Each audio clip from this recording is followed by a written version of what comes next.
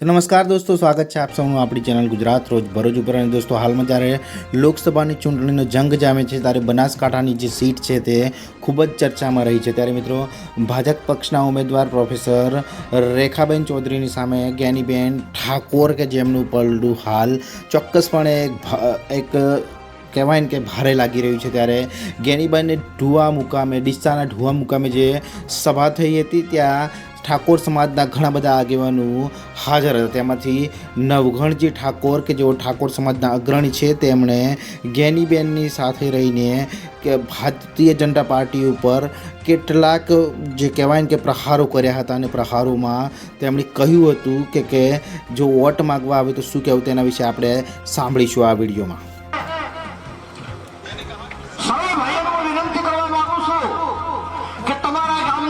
Bharatiya Janata party आगे मत मांगवा तो अहे पड़े ढीला थाय गड़गड़ा थी जाए।